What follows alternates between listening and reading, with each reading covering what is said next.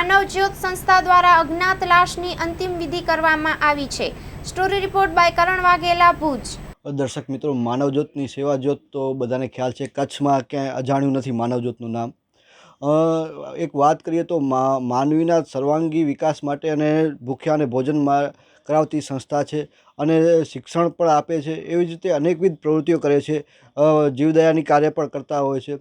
એવું જ એક કાર્ય છે કે જે બિનવારસુ લાશો મળે છે એના અંતિમ વિધિ કરાવવી, અને દાખલા તરીકે કોઈ પણ જાણ કરે વ્યક્તિ કે ભાઈ અહીંયા આ બનાવ બન્યો છે, કોઈ ત્યાં જવા તૈયાર ન હોય એવી જગ્યાએ પણ માનવ જ્યોત તરત પહોંચી જતી હોય છે। હાલની જ વાત કરીએ, એક હમણાંનો તાજો દાખલો છે, માધાપર હાઈવે વિસ્તારમાં એક લાશ મળી આવી ટાંકામાંથી। આસપાસના લોકો કોઈ ત્યાં જવા તૈયાર નહોતા, એટલી દુર્ગંધ આવે કે માણસો ત્યાંથી પસાર થવામાં પણ વિચારતા હતા। એવી પરિસ્થિતિમાં પણ માનવ જ્યોતના સભ્યો ત્યાં જહેમત ઉઠાવી અને ફાયરની ટીમને બોલાવી અને ખૂબ મહેનતથી આખી બોડીને બહાર કાઢી, એને પોતાની વેનમાં લઈ ગયા અને એની અંતિમ વિધિ કરાવી। આવી તો કેટલીય બિનવારસુ લાશોને અંતિમ વિધિ કરી હશે। ત્યારે આજે માનવજ્યોતના પ્રબોધભાઈ મુનવરને મળીએ અને જાણીએ વધુ વિગતો। પ્રબોધ મુનવર, માનવજ્યોત સંસ્થા, ભુજ। આ કાર્ય માનવજ્યોત સંસ્થા છેલ્લા 20 વર્ષથી કરતી આવી છે કે બિનવારસ લાશની અંતિમ સંસ્કાર વિધિ। ઘણી વખત બિનવારસ લાશ હોય જેનું સગું સાવકું કોઈ ન હોય, અથવા તો જનરલ હોસ્પિટલમાં એને દાખલ કરવા 5 જણા આવે, પણ જ્યારે મૃત્યુ પામે ત્યારે એની કોઈ પણ પૂછા કરવા ના આવે।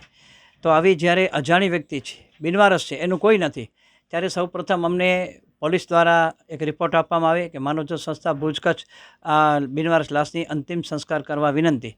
એમની પાસે રિપોર્ટ લીધા પછી અમે જે વ્યક્તિ મૃત્યુ પામી છે એનું પહેલાં પ્રમાણપત્ર મેળવીએ છીએ કે વ્યક્તિ મૃત્યુ પામી છે એનું પ્રમાણપત્ર જનરલ હોસ્પિટલમાંથી લઈ અને ત્યાર પછી એને ખભે ઊંચકી અમરધામ પહોંચાડીએ છીએ ને શાસ્ત્રોક્ત વિધિ સાથે એની અંતિમ ક્રિયા કરીએ છીએ। મુસ્લિમ હોય તો એ પ્રમાણે એને દફનાવવામાં આવે અને હિન્દુ હોય તો એના અગ્નિ સંસ્કાર વિધિ થાય। આ કાર્ય છેલ્લા ઘણા સમયથી ચાલે છે। અત્યાર સુધીમાં અમે લોકોએ જે અમારા કોઈ પણ સગા સંબંધી નહોતા એવા 795 બિનવારસ લાશોની અંતિમ ક્રિયા કરી છે। માત્ર ક્રિયા નથી કરી, એની શાસ્ત્રોક્ત વિધિ કર્યા પછી પણ એના જે અસ્થિ છે એ અમે માટલામાં સાચવી રાખી, નાની નાની માટલીઓ, અને એના ઉપર નામ લખી નાખીએ, તારીખ લખી નાખીએ કે આ તારીખે અમે લાશની અંતિમ ક્રિયા કરી છે એના અસ્થિ છે અને આ તારીખે કરી હતી, એટલે અમને પણ ખ્યાલ આવે। અને છેલ્લે આ બધા જે માટલામાં અસ્થિ ભરી રાખીએ એ અમે દર વર્ષે 2 વખત અમે દ્રબુડી દરિયા કિનારે જઈએ, ત્યાં મહારાજ રાખીને બ્રાહ્મણ પાસેથી એની શાસ્ત્રોક્ત વિધિ કરાવી અને ત્યાં પછી આ બધા અસ્થિ છે એ દ્રબુડીના દરિયા કિનારે, દરિયાની અંદર થોડાક પાણીમાં જઈને એનું વિસર્જન કરીએ છીએ। એટલે આ બહુ અઘરું કામ છે, કઠિન કામ છે, કારણ કે ઘણી વખત અમને જે લાશો રહેવામાં આવે છે એ 10 દિવસે રહેવામાં આવે, 8 દિવસે રહેવામાં આવે, ક્યારેક 3જા દિવસે રહેવામાં આવે, અને દુર્ગંધ મારતી લાશો હોય ને અમે ઘણી વખત જોઈએ છીએ કે જ્યારે લાશ છે અકસ્માત થઈ હોય કે એનું કોઈ ન હોય, રોડ ઉપર અકસ્માત થઈ હોય ત્યારે આખી લાશ છૂંદાઈ જાય છે અને ત્યાર પછી એ બહુ જ દુર્ગંધ મારતી લાશ હોય તો પણ અમે એને ખભે ઊંચકી અને અમારે અમરધામ પહોંચાડીએ છીએ। અમારી પાસે પણ અમારો સ્ટાફ છે, અમારા કાર્યકરો છે, એ ખૂબ જ જહેમત ઉઠાવીને એ લાશની અંતિમ ક્રિયા કરે છે। અને એમાં પણ રોટરી પ્રયાણધામ, ખારી નદી સ્મશાન ગ્રહ અમને ખૂબ જ સાથ અને સહકાર આપે છે, જેના કારણે અમે લોકો અત્યાર સુધીમાં લગભગ 795 બિનવારસ લાશોની અંતિમ ક્રિયા કરી છે। મુસ્લિમો તો એ પ્રમાણે એને દફનવાની વિધિ કરી છે।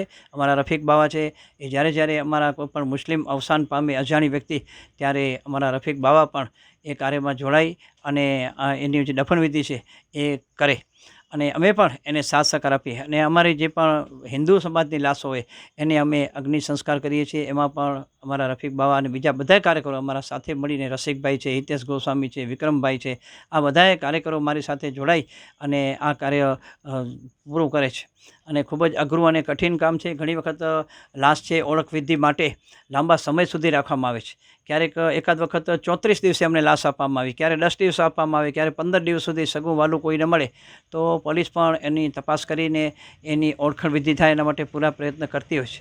તો જ્યારે પણ એની જો ઓળખ વિધિ ન થાય ત્યાર પછી લાશ અમને સોંપવામાં આવે અને અમે એને અમરધામ પહોંચાડવામાં પોલીસને પણ મદદરૂપ થઈએ। જ્યાં જ્યાં અકસ્માત થયો હોય, લાશ રોડ ઉપર પડી હોય, કોઈ ઓળખ વિધિ ન થાય ત્યાર પછી લાશ અમને સોંપવામાં આવે અને અમે એને અમરધામ પહોંચાડવામાં પોલીસને પણ મદદરૂપ થઈએ. જ્યાં જ્યાં અકસ્માત થઈ હોય, લાશ રોડ ઉપર પડી હોય, કોઈ ઉપાડે નહીં. ઘણી વખત રેલવે અકસ્માત હોય, અજાણી વ્યક્તિ પાટા ઉપર રેલવેમાં અકસ્માતમાં મૃત્યુ પામે ત્યારે પણ એના હાથ પગ બધા ફીંદાઈ જાય, જુદી જુદી જગ્યાએ છૂંદાઈને અલગ અલગ પડે, તો અમે આ બધાએ એના જે અસ્થિ હોય એ બધાએ ભેગા કરીએ. શરીરના 4 ટુકડા થઈ ગયા હોય ને તો એ ટુકડાને ભેગા કરી પોટલો બનાવીને જનરલ હોસ્પિટલ પહોંચાડીએ છીએ. આ બહુ કઠિન કામ છે, કારણ કે આમાં બધાએ કામ ન કરી શકે. તમે લાશને જોઈ પણ ન શકો. જ્યારે લાશ છૂંદાઈ ગઈ હોય, એમાંથી લોહી લુહાણ વ્યક્તિ હોય, ત્યારે તમે એને જોઈ પણ ન શકો. તો આવું કઠિન કામ પણ માનવજ્યોત સંસ્થા કરે છે. અને આજે ઘણા બધા વર્ષોથી આ કાર્ય અમે કરતા આવ્યા છીએ. અમારી પૂરી ટીમ છે અમારી પાસે, ને દરેકના સાથ સહકારથી અમે આ કાર્ય કરીએ છીએ. પ્રબોધભાઈ, વાત કરીએ તો કોરોના કાળમાં પણ માનવજ્યોતની જે કામગીરી હતી એ કાબિલ દાદ હતી. ખૂબ જ કઠિન પરિસ્થિતિમાં પણ એક દિવસ પણ ઘરે બેસ્યા વગર સતત કામ કર્યું છે, ત્યારે એ વિશે શું કહેશો આપ? કોરોના કાળની અંદર માનવજ્યોત ટીમને એક જવાબદારી સોંપવામાં આવી કે ભુજની અંદર કોઈ પણ ભૂખ્યું રહે નહીં. લગભગ 700થી 800 પાસ ઇસ્યુ કરવામાં આવ્યા. જે લોકો હતા, કાર્યકરો હતા, પણ એમાં અમારી ટીમ પણ એક ભાગરૂપે હતી અને સક્રિય હતી. મારી લગભગ ત્યારે 5 ગાડીઓ, 5 વાન દરરોજ લોકોને જમાડવા માટે અમે દોડાવતા. ને મારા લગભગ કોરોના ટાઈમે 21 ગામોમાં મારા રસોડા હતા કે દરેક ગામના લોકો પોતાની ગામની સમાજવાડીની અંદર મોટા વાસણોની અંદર એ રસોઈ ઠાલવી આવે. અમે એક ગામમાંથી લઈ આવી અને ભુજમાં વિતરણ કરતા.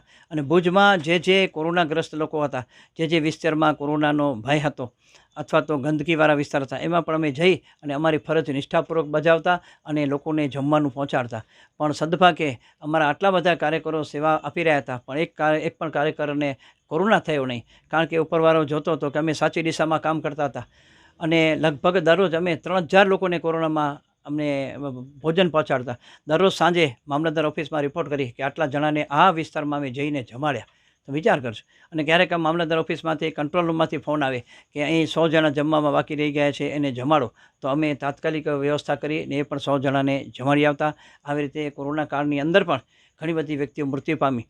તો ભલે કોરોનાગ્રસ્ત નહોતી, બીજી વ્યક્તિઓ હતી, એના પણ અમે અંતિમ સંસ્કાર કર્યા. કોરોનાનો સમય તો છતાં પણ અમે અંતિમ સંસ્કાર કર્યા. વિચાર કરજો, બહુ કઠિન કામ હતું. ઘરવાળા પણ એમ કહે કે હવે કોરોના કાળમાં બહાર ન નીકળો, ક્યારેક આ પીરસવાને ન જાઓ, છતાં પણ એક સેવાનું કામ છે, સેવાનું કામ લઈને બેઠા છીએ.